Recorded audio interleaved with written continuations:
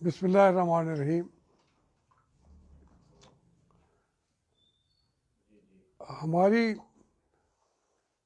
सियासी जमातों में अगाड़ पिछाड़ का सिलसिला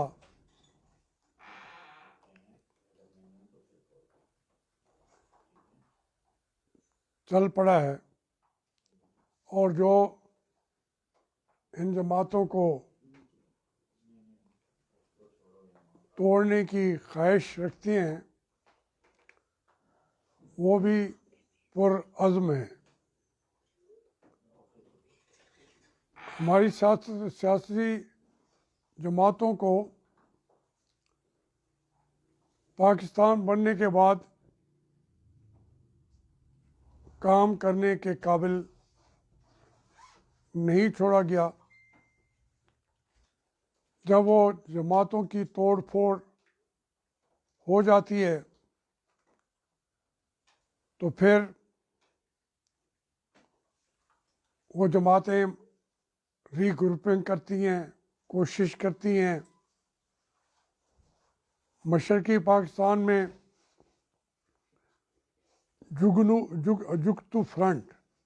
जुगतू फ्रंट बना के उन्होंने इलेक्शन लड़ा और इस तरीके से सियासी तौर पर मशरक़ी पाकिस्तान 53-54 में ही हमसे अलग हो गया। हालांकि कायदे आज़म ने पाकिस्तान बनने के बाद ये सिर्फ कहा जाता है कि उनकी सियासत की वजह या दूसरी वजूहात, लेकिन जो बानी था पाकिस्तान का उन्होंने एक लिहाज से ज़ियारत में जाकर मौका फराहम किया सियासी क़यादतों को, जनाब लियाकत अली ख़ान साहब को और दूसरे सियासी लोगों को, ममदोद को, दुल्ताना को इधर और उधर एक जुगतू फ्रंट बन के आ गया। पहले उन्होंने बंगाली ज़बान के तौर पर तहरीक चलाई, तो वो शुरू से ही क़यादतों को जो उनकी ज़रूरतें होती थी वो फराहम कर दी जाती थी, उन्हें रास्ते अलग अलग करने के बना दिए जाते थे। अब जिस मुल्क में सियासी जमातें ही ना हों तो मुल्क कैसे चल सकता है? या तो हम किसी एक बादशाह की औलाद होते तो फिर उसके नाम पर मुल्क चलता रहा, वो सूरत भी नहीं थी। तो ये अगाड़ पिछाड़ जो है ये शुरू कराई गई है। अभी आप देखें, हमारे मीडिया को कंट्रोल करके इस वक्त मीडिया पूरी तरह कंट्रोल में है। किसी की सच्ची बात मीडिया पे लाना जुए शीर लाने के बराबर हो जाता है। अब सियासी जमातों के अंदर भी इनकरेज किया जाता है, इंसेंटिव दिए जाते हैं, जो अलग बात करे उसके लिए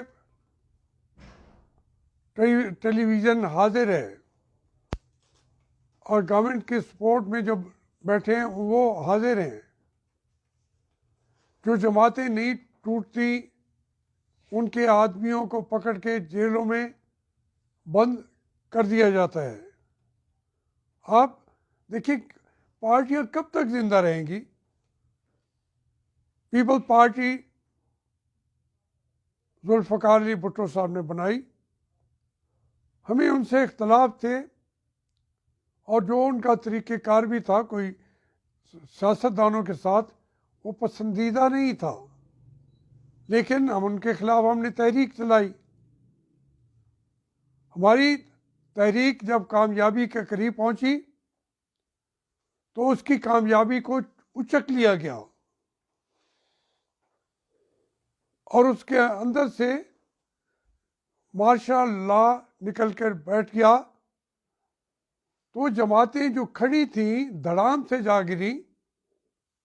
हालांकि हमारी एस्टेब्लिशमेंट को आगे बढ़कर उनको तक़वियत का बहस बनाना था। सारा जो उस वक्त फार्मूला अपनाया गया, कभी भी कौमी इत्तेहाद या नेशनल अलायंस जो था वो उन्होंने नहीं बनवाया था। कौम की क़यादत जमा हुई, लेकिन और उनकी कामयाबी का जो समर था वो आके एस्टेब्लिशमेंट ने लूट लिया और वो जमातें धड़ाम से जाके गिरी, किरची किरची हो गई। 9 जमातों का वो 9 सितारे कहलाते थे। अब आप तलाश करेंगे उनकी किरचियाँ। तहरीके इस्तक़लाल थी, इतनी थी कि अब मुझे भी नहीं याद। मिटे नामियों के निशान कैसे कैसे। तो पार्टियों को हमेशा तरबाह कर दिया जाता है। ये सिलसिला अब फिर पूरे जोबन पे है। एस्टेब्लिशमेंट कभी उलमा की जमातों के अंदर इनकरेज करती है। मैं समझता हूँ जिन हालात में मौलाना फजल रहमान हिम्मत करके खड़े हैं, पहले उन्हें कहा कि उन्होंने लूटा है, जब उनका नहीं कुछ बिगाड़ सके फिर उनके घर के अंदर आग लगा दी गई। ये कोई तरीका नहीं है पार्टियों के अंदर जो अगाड़ पिछाड़ है, कोई और नहीं करता, हमारी एस्टेब्लिशमेंट करती है। अब कोई उठा के देख ले। यानी पीपल पार्टी भुट्टो से इख्तलाफ अपनी जगह, मगर भुट्टो ने उसकी एक पार्टी थी उसको भी तोड़ दिया गया। उसकी जगह पे पहले बेपनाह उसके जो टुकड़े किए गए, भुट्टो के खुद के टुकड़े किए। फिर उनकी बेटी ने पार्टी को खड़ा किया, मैदान में आई और अपने बाप की मकबूलियत भी और अपनी कोशिशें भी। वो एक बहुत जरी औरत थी जिसने अपने बाप के को मिट्टी में मिलाए जाने के बावजूद ये समझते थे कि अब भुट्टो का नाम भी कोई नहीं लेगा, वो खड़ी हो गई। अब हम कहें कि जी ये पार्टियां कैसी हैं, भुट्टो फिर बेनज़ीर भुट्टो फिर बिलावल आ गया फिर और भाई बात ये है कि उनको जितना आपने मारा और उस पार्टी ने इसके बावजूद जितना अपना वजूद रखा हुआ है, ये ऐसा तो आज की दुनिया में हो नहीं सकता। वसाइल का इकट्ठा करने, जानों की कुर्बानी देना, वक्त कुर्बान करना, मुल्क से बाहर जाके धक्के खाते रहना, जलावतनियों की जिंदगियां गुजारना, यही हुआ है मुस्लिम लीग नून के साथ। कि अब आप अगर मियां नवाज शरीफ को 3 दफ़ा वज़ीर आज़म बन गया है वो, आप कहते हैं कि हम आपका वजूद बर्दाश्त नहीं करते। अब उनके MNA, ये तो कल की बात है, ख्वाजा आसिफ ने कहा है कि मुझे मियां नवाज शरीफ से अलग होने को कहा गया। ये तो कल का वाक़या है और काबिल मज़म्मत है इस तरीके की हरकत। और मैं मुबारक देता हूँ ख्वाजा आसिफ को वाकई दिल की गहराइयों से कि उसने स्टैंड लिया मियां नवाज शरीफ के साथ। लेकिन कितने लोग इसी पार्टी को इसमें से चौधरी शुजात वाली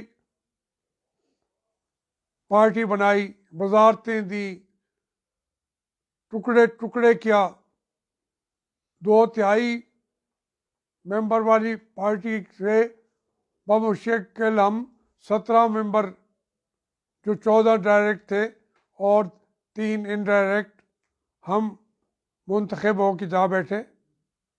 तो ये जब चाहते हैं तो कहते हैं ये शेर बन जाए, फिर चाहते हैं कि नहीं ये चूहा बन जाए।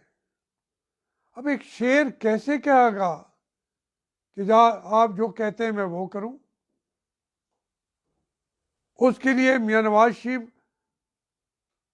काबिल तहसीन है उनका ये रोल कि हम पॉलिटिकल वर्कर हैं, हमारे पास कोई, अब ये लोग कहते हैं वरासत की सियासत है। अगर हमारे पास कोई रस्सा ही ना हो, प्लेटफार्म ही ना हो, हम जो वर्कर टाइप लोग हैं, लीडर नहीं हैं, तो हम कहाँ खड़े होकर बात करें?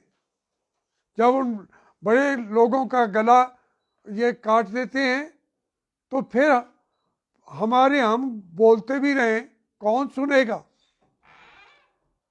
हमें तो टीवी पे आने का वो भी हमारा जुर्म बना दिया जाएगा और पकड़ के एक एक आदमी को, आप अंदाज़ा करें मुस्लिम लीग के कितने लोगों को, 40 के करीब जो है उन पर केसेस बना रखे हैं नैब ने, MNAs पर।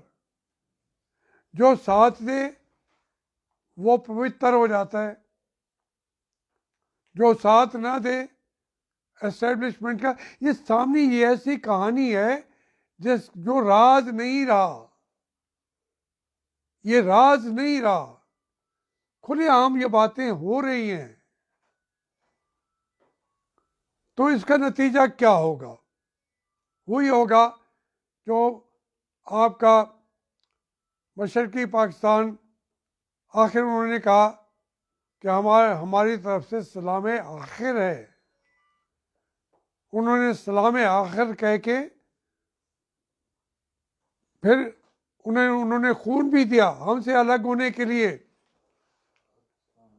अपने पाकिस्तानी भाइयों को उनसे के चुंगल से निकलने के लिए आज़ादी का नारा लगा दिया। अब आजकल जो इंडिया, इस वक्त आप कोई चैनल देखें उनका, आग लगाई हुई है उन्होंने पाकिस्तान के खिलाफ। बलोचिस्तान के अंदर जो कोई करीमा बीबी है, कोई है, वो लोग, हम क्या करना चाहते हैं? क्या हम जब अख्तर मेंगल को बात नहीं करने देंगे, हम अचक सी को बात नहीं करने देंगे, हम मालिक को बात नहीं करने देंगे, तो फिर दूसरी लीडरशिप तो वही आएगी जो करीमा है, जिसको पूरी दुनिया का मीडिया सर पे उठाए हुए है। फैसला आपके सामने है कि अख्तर मेंगल चाहिए या करीमा की क़यादत चाहिए। आपकी वजह से ये क़यादतें बन रही हैं। मैं जब आपसे कहता हूं तो मैं सीधी बात खुले तौर पे भी कहता हूं कि ये आपकी वजह से, एस्टेब्लिशमेंट की वजह से, हमारी अस्करी क़यादतों की वजह से पाकिस्तान मेरे सामने टूट रहा है। और तोड़ने वाले वो नहीं है, उनकी हैसियत भी नहीं है। मेरे अपनी अफवाज पाकिस्तान के हाथों मुल्क टूट रहा है। मैं किसी डर की वजह से नहीं कह रहा, बखुदा मैं अपने सिपाही से लेकर जनरलों तक मैं उनके बिल्कुल एहतराम भी करता हूँ और उनको देख के खुश होता हूँ जब वो ताकतवर होते हैं। लेकिन उनके जो फैसले करने वाले हैं कि नवाज शरीफ को निकालने के लिए, मेरे सामने इन लोगों ने नवाज शरीफ के लिए, इमरान खान और इनके लोगों ने मेरे सामने बैठ के मंसूबे बनाए। 3 साल जब मियाँ साहब को निकाला गया है, और उससे 4 साल पहले मंसूबे बन चुके थे कि नवाज शरीफ को कैसे निकालना है। फिर तय हो गया कि सुप्रीम कोर्ट भी वही करेगी जो वो कहेंगे, इमरान खान भी वही करेगा।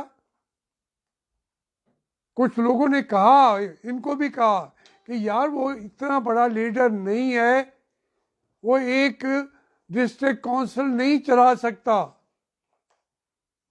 कुछ दिन के लिए ये रुके कि हाँ वो वाकई नहीं चला सकेगा।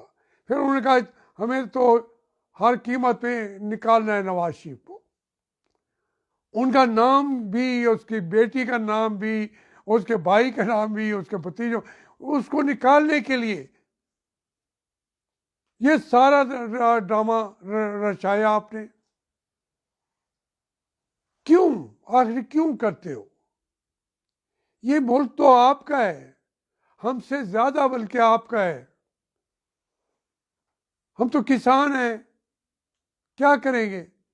कोई और आके बैठेगा, हम चंद खिजान लड़ भी जाएंगे, शहीद भी हो जाएंगे, लेकिन कौन लड़ेगा हिंदुस्तान के बाद जिसको आप दावत दे के ला रहे होंगे? आपकी हिकमत अमली की वजह से वो आ रहा होगा। ये अगर आप समझते हैं, आपकी समझ में मेरी बातें नहीं आ रही तो ना आए, मैं कहता हूँ आनी पड़ेगी। अब ये देखें ना, आपके सामने आजकल उन्होंने पार्टियों को तकसीम करने का अमल शुरू कर दिया हुआ है। ये बहुत बड़ी खतरनाक स्कीम है। इंडिया जो बलूचिस्तान के अंदर कर रहा है, उससे भी ज़्यादा खतरनाक स्कीम ये है जो हमारे जर्नल कर रहे हैं, जो हमारी अस्करी क़यादत कर रही है। वो सोच भी नहीं रहे। ये ख्वाजा आसिफ की बात नहीं है सिर्फ, वो तो एलानिया कह रहा है कि मुझे, उन्होंने कहा कि नवाज शरीफ का साथ छोड़ दो, मुकदमे भी हम भुगत लेंगे, जवाब भी हम देंगे, फारिग कर देंगे तुम्हें, लेकिन ये करो, उसके खिलाफ बोलो। तो ये क्यों करना चाह रहे हो? हमारे आपस में भी इख्तलाफ हो जाते हैं। मेरा भी इख्तलाफ ख्वाजा आसिफ से होता भी है, मगर मेरा सियासत के अंदर वो मेरी बिरादरी है, मेरा भाई है, मेरा शायद पाकिस्तान में सबसे ज़्यादा मुझे हंसाने, मोहब्बत करने वाला और छेड़खानियाँ करने वाला कोई प्यारा तरीन दोस्त है मेरा पाकिस्तान में, तो वो ख्वाजा आसिफ है। संजीदा भी है, लेकिन मेरे साथ जो मैं उसके साथ मिल के 10,000 बातें उसको सुना सकता हूँ, वो मुझे सुनाता है। हम इन बातों को क्यों आप नहीं आगे बढ़ने देते? सियासतदानों को इख्तलाफ भी करने दें, इतफाक भी करने दें, लेकिन आप मालिक नहीं हैं। आप ये चीज़ें ना करें प्लीज़। मैं आज का तो सिर्फ यही है कि ये पार्टियों को तोड़ना मुल्क के तोड़ने के बराबर है।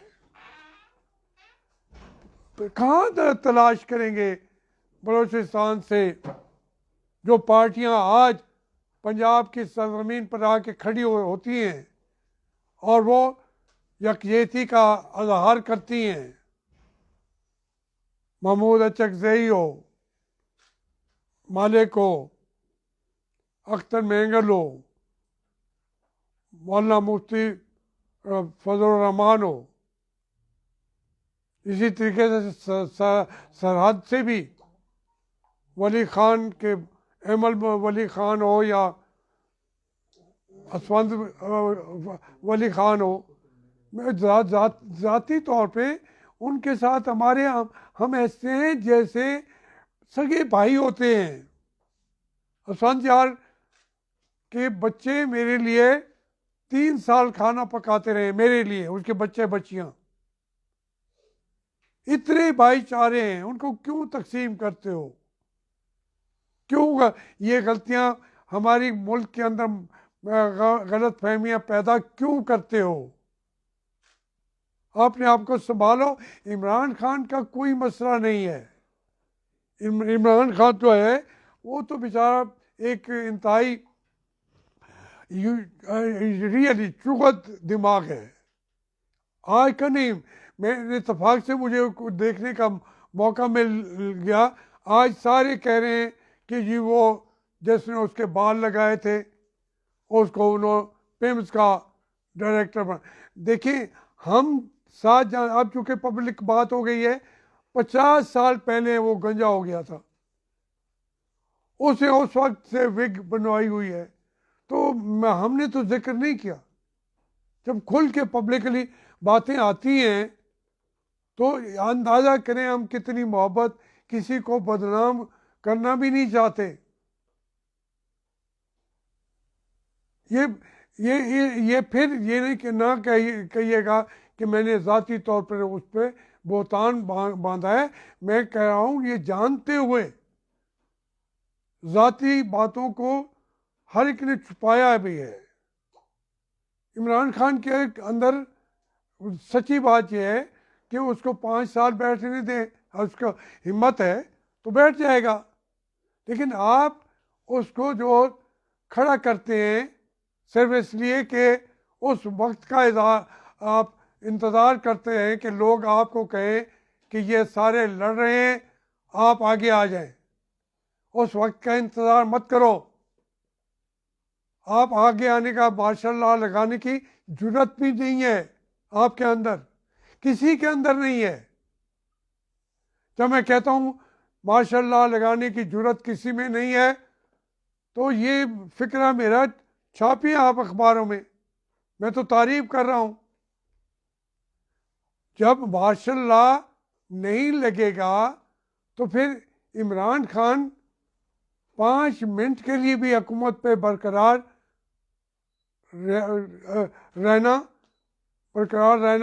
अफोर्ड नहीं कर सकता। उसकी जगह अजीब व गरीब उसके बेचारे की बातें हैं, जो मैं उसके अंदर की बातें आज एक मैंने कह दी है, मैं कभी कहूँ फिर नहीं कहूँगा। मैं अपने आप से भी वादा करता हूँ कि उसकी ज़ाती बात नहीं करूँगा, लेकिन जब वो खुद हर चीज़ तश्त बाम आ गई है, बाहर चीज़ें निकल रही हैं, तो ऐसी ऐसी बातें निकलेंगी तो फिर जो लोग हैं वो लाने वालों को नहीं छोड़ेंगे कि ये क्या चीज़ें ला के हमारे सरों पे बिठाते रहे। मेहरबानी। हाशमी साहब, इसमें एक तो बात यह है कि कल आपके दामाद के खिलाफ भी एक पर्चा और कर लिया उन्होंने, बजाय इसके जो बिजली बहाल करते। इस पर भी थोड़ी सी आप रोशनी साथ ही डाल दें, एक ही दफ़ा फिर हम सवाल कर रहे हैं। मैं असल में मैं चाहता था कि ये जो बातें मैं करता हूँ ज़्यादा, तो उसकी वजह से ये मीटर्स के ऊपर बात ख़त्म हो जाएगी। बात ये है, मैं अर्ज़ कर देता हूँ, बात यह है कि 8 दिन से हमारे घरों की बिजली बंद है। 8 बल्कि ज़्यादा दिन हो गए, 10 दिन। तो मैं चूँकि यहाँ रहता हूँ, अभी मैं कोई 5-6 दिन, जब बल्कि 12 दिन पहले मैं वहाँ गया तो वहाँ हमारे मीटर मेरा तो चलता भी नहीं है, लेकिन एहतियात भी करता हूँ। तो वहाँ बिल मेरा आया 2100 रुपये। तो वो फिर हमने उसको अदा कर दिया। वो आके मेरा मीटर भी उठा के चले गए। जो मेरे दामाद के घर से 1.5 एकड़ फासले पे है मेरा घर। वो कहते हैं जी चूंकि ये बाहर चार दुबारी एक है, तो कंपनी ये जो कॉलोनियाँ हैं इसकी भी बाहर चार दीवारी एक ही होती है, ये तो कोई तरीका भी नहीं है। अच्छा, फिर मेरे साथ वो बेचारे एक दुकानदार ने, उसने रात के वक्त हमें दे दिया, उसका भी मीटर उठा के ले गए। कोई नोटिस होता है वो भी नहीं दिया। तो जैद बाहर का जब काट के गए तो वो अदालत में आया, अदालत ने उसको बहाल कर दिया। अब वो अदालत का हुक्म भी नहीं मानते, कहते हैं नहीं। तो अब ये भी चला गया है, जैद बाहर भी अदालत में चला गया है। अच्छा, मैंने तो ये कहा कि भाई मेरा मीटर जो है, या तो ज़िंदगी भर कभी भी मैंने मीटर अपने का बिल ना दिया हो। इस घर का 80,000 70,000 महीने का आता रहा है। 1,25,000 बिल मैं अदा करता हूँ, लेकिन वहाँ मैं 2100 रुपये नहीं भर सकता था। जो 1,25,000 बिल भरता है वो 21 वो उठा के चले गए। मकसद यही था कि तौहीन की जाए, और ये एक एसडीओ का काम नहीं है, ये अहकामात कहीं और से दिए जा रहे हैं। क्योंकि हमारा कोई असूल, मैं आपको बताऊं, आपने शाह साहब पूछा है, मैं वह बंदा हूं जो सियासत से दस्तबरदारी की बात करता है, क्योंकि मैं जिम्मेदारी लेता हूं अपने बेटियों की, कि अगर उन्होंने कभी बिल ना दिया हो या कोई सियासी गलत बातें की हों, लोगों का देना हो, अदारों के पैसे देने हों, मेरी बेटियों ने, मेरे दामादों ने, मेरे भतीजों ने, मेरे भांजों ने, कभी उन्होंने कोई किसी आम आदमी के भी पैसे देने हों, एक केस बता दें। बाकी लोग कहते हैं जी सियासत में, जी वो मेरा भाई है या वो मेरा भतीजा है, मैं तो नहीं हूँ, मैंने तो नहीं देने। मैं सारे ख़ानदान को 50 साल तक ऐसे रखा है कि वो किसी चीज़ के अंदर कोई गलत काम ना करें। ट्रैफिक भी उसका जो चालान है वो भी मेरा 1-2 दफ़ा हुआ था मोटरवे पे, मैंने ड्राइवर को खड़े होकर कहा कि बिल अदा करो। मोटरवे वालों ने, बेचारों ने एहतराम करते हुए कहा कि आप तो सोए हुए थे। मैंने कहा नहीं, इसकी जिम्मेदारी मेरी है। मैं कभी सोच नहीं सकता, जो आदमी इतना ज़्यादा अपने ख़ानदान का भी ये ले के बैठा हो कि वो भी गलती करेंगे तो मैं सियासत छोड़ दूंगा। तो ये बातें करना उस आदमी के साथ, और उनका वो भी गए हुए हैं कल शायद ज़ाहिद बार साहब भी, कि भाई मुझे आपने ऑर्डर दिए थे। वो उसने कहा कि जो वो एसडीओ है उसने कहा ये मेरा इस ऑर्डर को कोर्ट भी करे, वो रोकने की असरअंदाज नहीं हो, खुद फैसला कर दिया। अब ये एक अजीब सी बात है ना। और कोई चीज़ इस दिन में आपके जहन में हो? मैंने इस केस को देखा है, मैं खुद भी गया था, हाँ। साहब से मिला था। हाँ। जाहिद बार हाशमी का भी मैंने वर्शन लिया था, उनका भी हमने चलाया भी है ना अपने चैनल पे।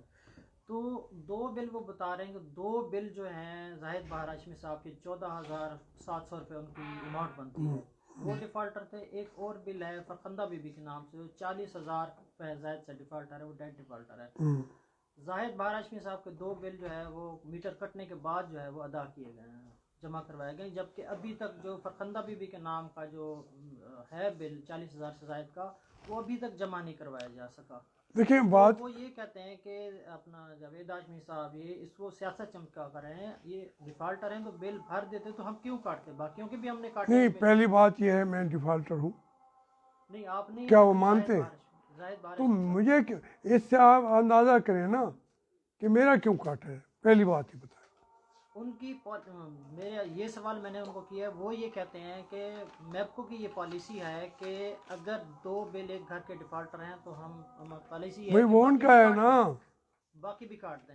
वो मेरा, कह रहे हैं ना कि बिल्डिंग डिफॉल्ट मैं कहता हूँ बिल्डिंग है बिल्डिंग ही बिल्डिंग जाके हमने बुलाया है, पुलिस वालों को दरख्वास्त दी है कि आके चेक करें, वापडा वालों को भी कहते हैं चेक चेक करें, आपके जितने जर्नलिस्ट हैं उनको हमने बुला के कहा कि भाई ये बताएं ये मेरा घर है, वो आप अंदर देख के गए उन्हें, 2 एकड़ के फासले पे, 1 एकड़ के फासले पे जैद बहार के वहाँ घर है, या तो एक बिल्डिंग हो, एक बिल्डिंग हो साथ के साथ लगी हुई हो, हमसायों के बिल भी काट सकते हैं, फिर उसके लिए नोटिस देते हैं, मुझे कोई नोटिस दिया अगर मैं डिफाल्टर हूँ?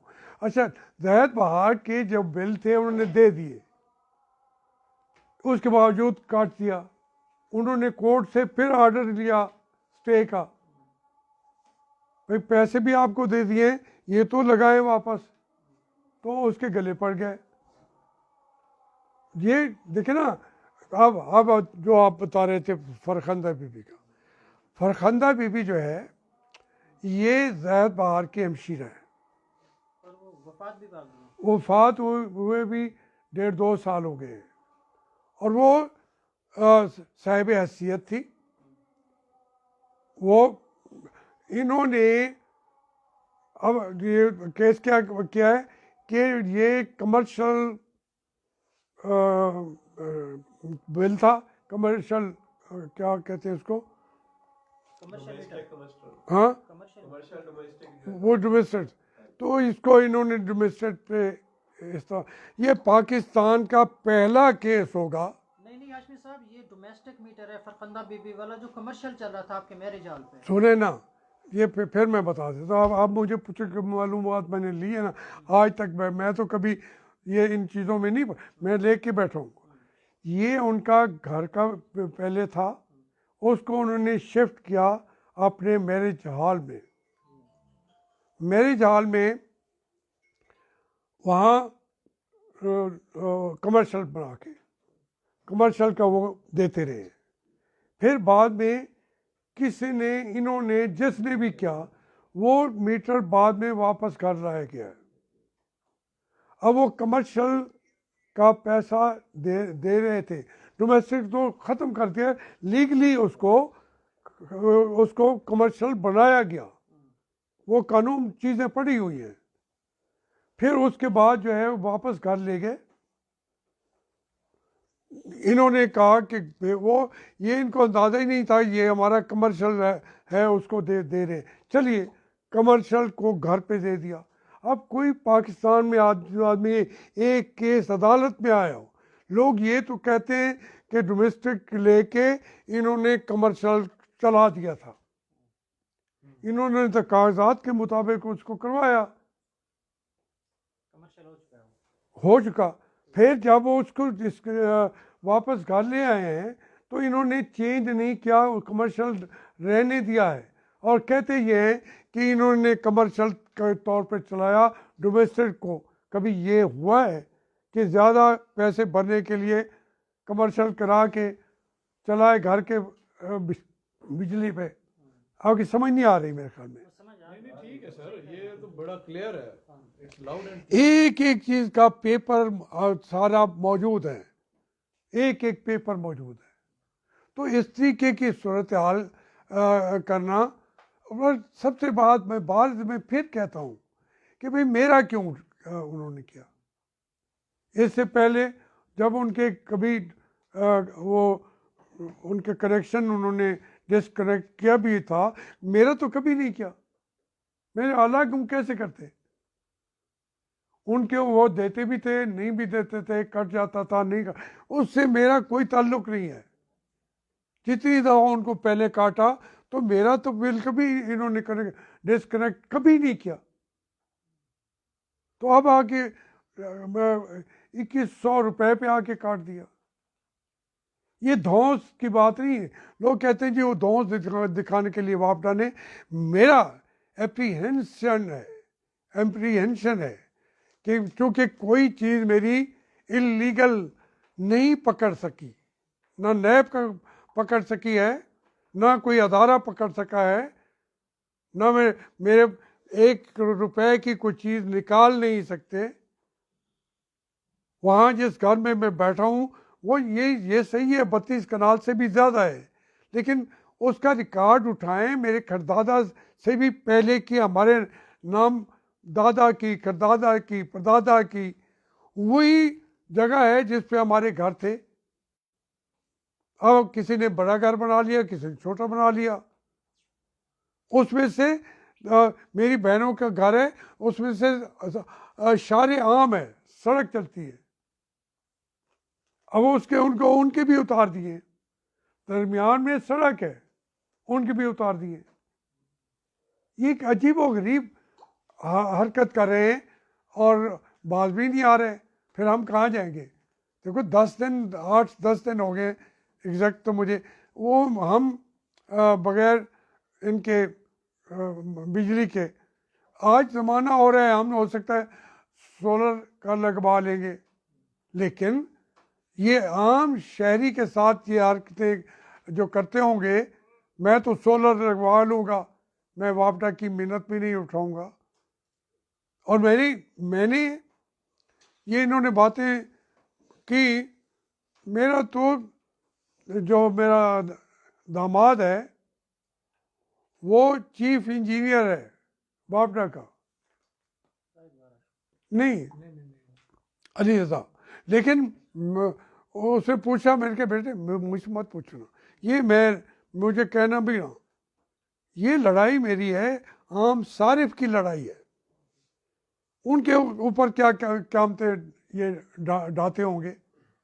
इसलिए मुझसे आदमी भेजे थे, एक्सीएन ने भी, ये दूसरों ने भी, कि हम माफ़ी मांगते हैं। मैंने कहा नहीं, आपने मेरे एक आदमी के साथ जिसकी ज़िंदगी का पूरा करियर जो है साफ तरीके से मैंने रखा है, वो मेरे ऊपर ये इल्ज़ाम जब आएगा, आम आदमी सोचेगा कोई यार 50-60 लाख का बिल होगा।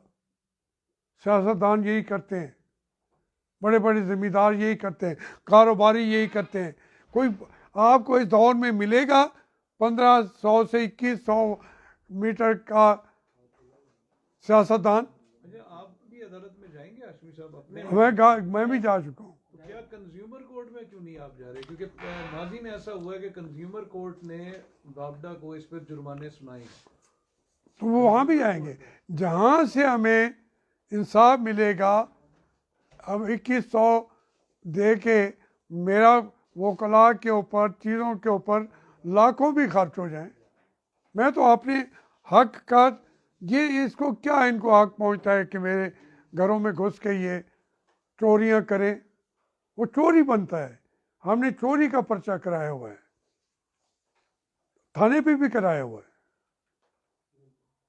आप कह रहे थे कि पीछे से अहकाम आ रहे हैं, एसडीओ साहब कह रहे थे, आज उनसे बात हुई, तो मैं कहा ये बताएं तो सही, वैसे पीछे से किसके अहकाम आते हैं, कोई है?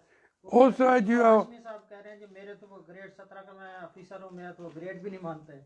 मैं तो, मुझे नहीं पता, मैंने कभी नहीं कहा कितना उनका ग्रेड 17 है उनका जो एसडीओ। बाखुदा मुझे तो पता भी नहीं है, मुझे क्या पता 17 क्या हो 18 का हो, उसका देखिए पूरा उसका उनका डिपार्टमेंट वो उसके साथ खड़ा हुआ है। सिर्फ डिपार्टमेंट नहीं, डिपार्टमेंट की हिम्मत है कि मेरे साथ 2100 पे लड़ाई कर रहे। वो मुझे यार उसके साथ तो ना मुझे मिलाओ आप। वो अपनी सतह पे वो अपना मालिक है, लेकिन मैं कहता हूँ जो आदमी एक बदयांती कर रहा हो, अपने सारिफ को लूट भी रहा हो, धमकियां भी लगा रहा हो, मीटर खोल के भी चला गया हो, कानूनन ये भी हक नहीं है। 3 दफ़ा नोटिस दिया जाता है, फिर आप मीटर उठा सकते हैं। ये बात आपकी ठीक है कि नोटिस लाजमी 3 दफा, नहीं दिया, 1 दफ़ा भी नहीं दिया।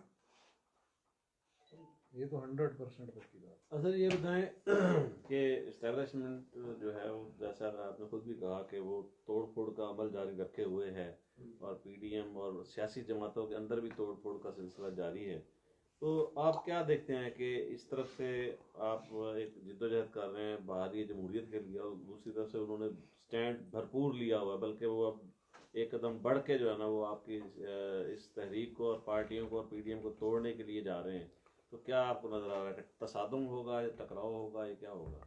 देखें, ये हमारे मुल्क के अंदर ये चीज़ें पहली दफ़ा नहीं हो रही। हमेशा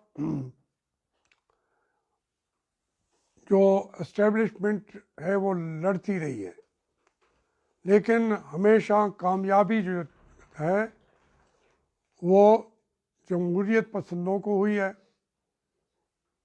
लेकिन इस ये जंग हारने के बावजूद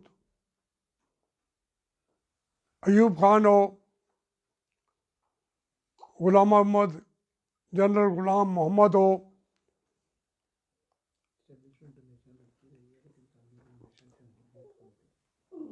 या हमारा वो गवर्नर जनरल थे अयूब खान से जो पहले थे,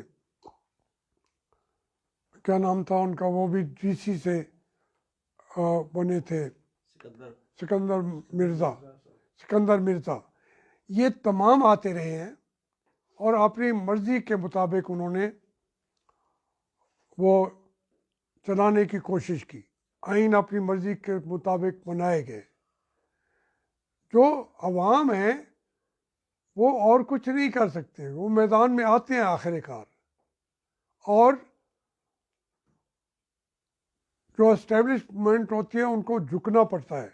वो वक्ती तौर पर झुक जाते हैं, लेकिन चूँकि उनके पास वो एक ऐसी एस्टेब्लिशमेंट ओवरऑल एक इतनी बड़ी सियासी पार्टी बन गई है, अब एस्टेब्लिशमेंट नहीं रही, अब अस्करी क़यादत नहीं रही, अब सिविल ब्यूरोक्रेसी नहीं रही, बल्कि ये एक पूरे मुल्क के अंदर एक सियासी जमात बगैर नाम रखे वो मुल्क के अंदर वजूद में आ चुकी है, जिनके तमाम कारकुन जो हैं वो वेल पेड होते हैं।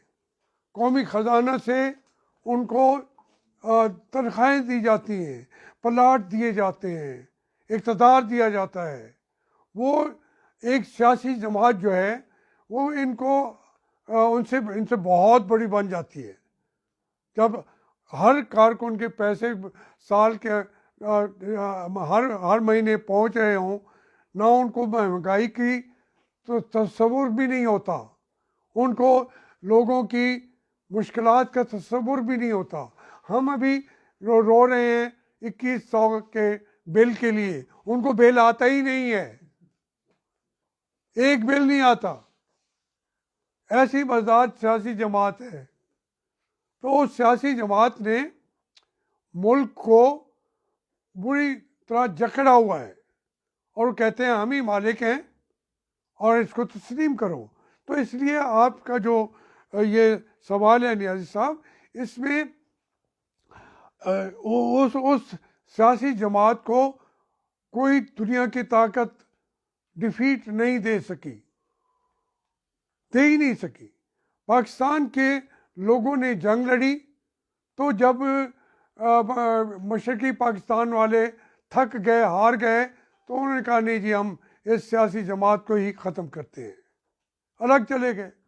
अब वो सियासी जमात मगरबी पाकिस्तान पे मौजूद है, तो वो जो कुछ बलोचिस्तान के फैसले वो ख़ुद करते हैं, खारजा पॉलिसी के फैसले वो ख़ुद करते हैं, किसी को लाने के लिए फैसले भी वो ख़ुद करते हैं।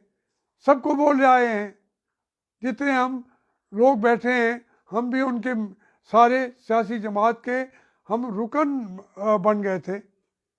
जितने हैं जो वज़ीर आज़म बनते हैं, जब वो देखते हैं वो कहते हैं जी आप अब हमें इस सियासी पार्टी के साथ मुल्क को नहीं बचाया जा सकता, हमने देख लिया है।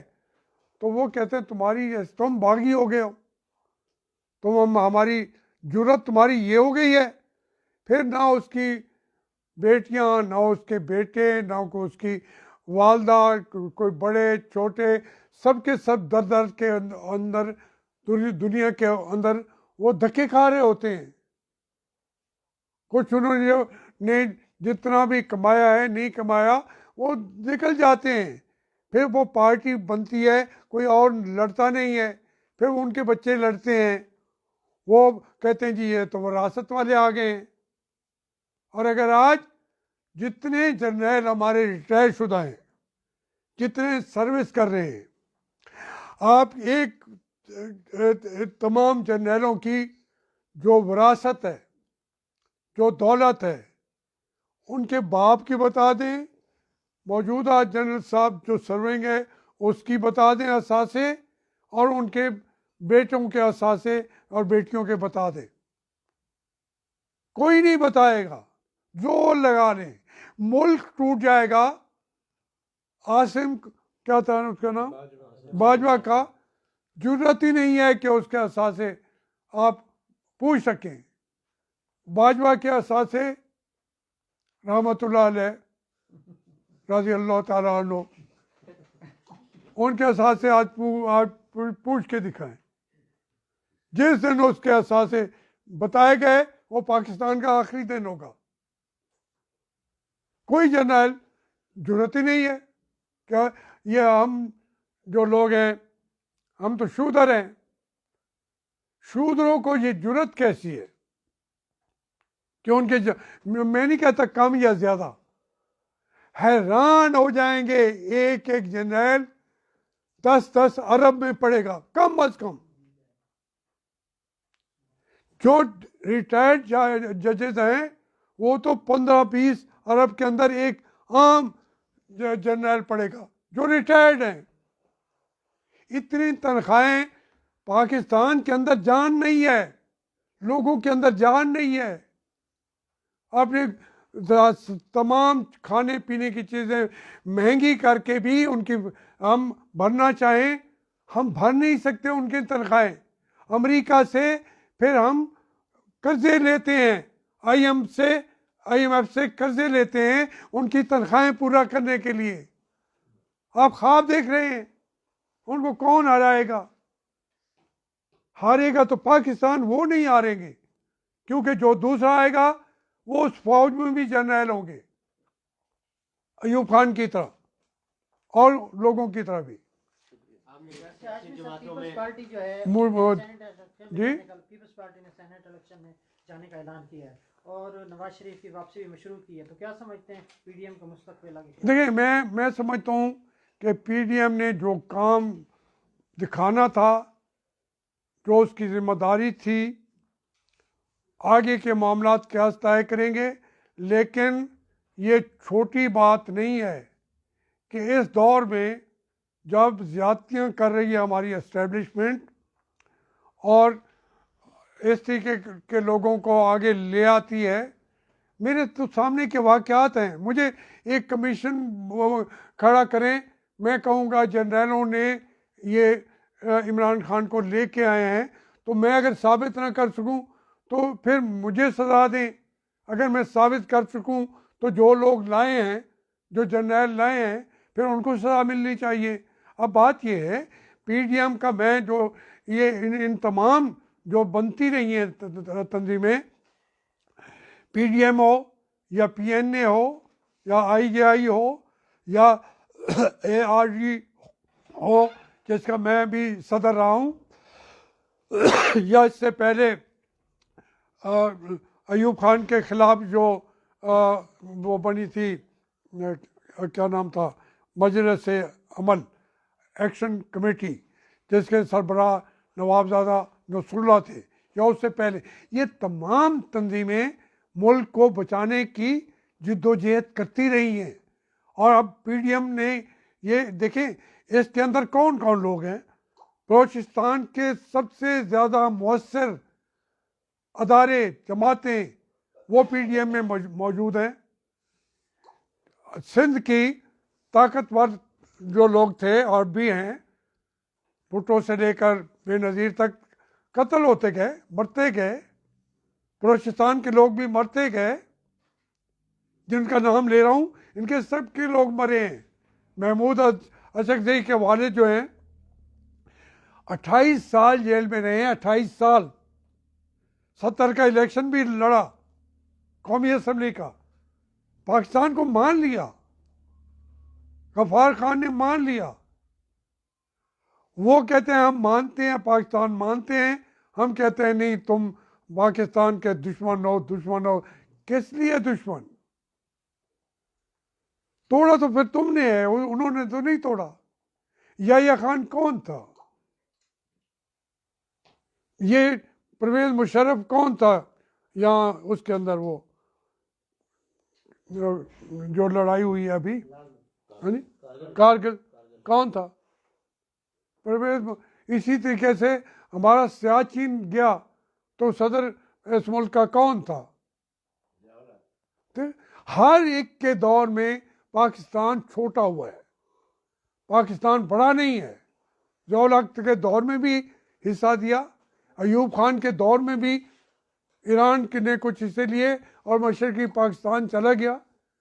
याह्या खान के भी एक वो तबकात हैं, उनको तुम सारे मुहिब्बुल वतन बनाते हो, उनको बहुत बड़ी तनख्वाहें देते हो, उनको तोपों की सलामी देते हो। अगर अदालत कोई पहली दफ़ा मुल्क में उन्होंने कहा भी था कि ये गद्दार है परवेज मुशर्रफ, उसको एक दिन के लिए सजा दे के दिखाओ, किसी एक को नहीं दिला। जिस मुल्क में किसी एक जर्नल को सजा नहीं दी जो उन्होंने मुल्क के साथ किया, तो फिर जो आज कर बैठे हैं, इनके होते हुए अगर पाकिस्तान को तकलीफ पहुंचेगी तो इनका तो कुछ नहीं जाएगा। इनको तो हम ये मरेंगे भी सही तो 21 तोपों की सलाम इनके नसीब में है, और जब जीतेंगे या जिएंगे तो हमारे मालिक और खालिक होंगे। ये जो आप मुझसे पूछ रहे हैं कि ये पीडीएम जो है ये उन लोगों की जमात बन गई है जिन्होंने पाकिस्तान की फ़ौज से गोलियां खाई हैं, मर गए हैं। ये मैं ऐसी बात तो नहीं कर रहा, अगर ये मैं कर रहा हूँ तो वो क्या नाम है उसका, आजकल वो भी बड़ा मोतबर हो गया है, शेख रशीद। तो उसने कहा है जो फ़ौज के ख़िलाफ़ बात करेगा, भाई जो फ़ौज के ख़िलाफ़ इमरान खान ने बातें की हैं, मैं तो उससे आधी भी नहीं की अभी तक, इतना ताबेदार हूँ। मैं ताबेदार हूँ, वो ताबेदार खान है। हम भी ताबेदार हैं, वो ताबेदार खान है। वो ताबेदार खान ने जो बातें की इंडिया के अंदर बैठ के, दुश्मन मुल्क के अंदर बैठ के, अमेरिका के अंदर बैठ के, लंदन में बैठ के, पाकिस्तान में बैठ के, इतना भरकस कोई अपनी फ़ौज का गद्दार भी नहीं निकाल सकता जो इमरान खान ने कहा। तो गद्दारों के लिए आपके पास तो इनामात हैं, गद्दारों के लिए तो आपके पास वज़ारत उज़्मा है। ये पीटीएफ ने जो कुछ किया है वो इससे ज़्यादा क्या करेगी?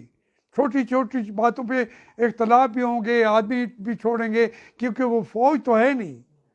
पूरी पार्टियां, पीपल्स पार्टी को मैं फिर सलाम करता हूँ, उन्होंने अपना कंट्रीब्यूशन किया, लेकिन उसके बाद पहले बयान दिया एक ने कि हमारे जो मेंबरान हैं उनके ऊपर भी दबाव है। हमारे कौमी असम्बली के मेंबरान पे भी दबाव है, जो नहीं उनकी बात मानता तो उसका असर ख्वाजा आसिफ के तौर पे बन जाता है। तो ये इस तरीके से आप कहेंगे कि पीडीएफ जो है कोई पाकिस्तान को कोई जो सुरैया तक पहुंचा देगी, पीछे उनकी जो टांगों में जो रस्से डाले हुए हैं वो एस्टेब्लिशमेंट है, पाकिस्तान को तोड़ने वाली भी एस्टेब्लिशमेंट है। एस्टेब्लिशमेंट नहीं कहता, एक बड़ी सियासी जमात है जिसकी तनख्वाह आप और हम देते हैं। अच्छा, आपने क्या सियासी जमातें जो है एस्टेब्लिशमेंट सियासी जमातों को तोड़ रही है, तो सियासी जमातों की क़यादत में भी तो मरोसियत और आमरीत मौजूद है, उस हवाले से मैंने लंबी बात अर्ज की है यही वो यही बात की थी कि जब आप भुट्टो को मार देंगे, पीछे पार्टी के वाले तो बताऊं क्या क्या था। पार्टी के लोगों ने 4 आदमियों ने मिलकर नेशनल पीपल पार्टी बना दी, पार्टी को 6 हिस्सों में तकसीम कर दिया। पार्टी के खुद किसने कराया? एस्टेब्लिशमेंट ने।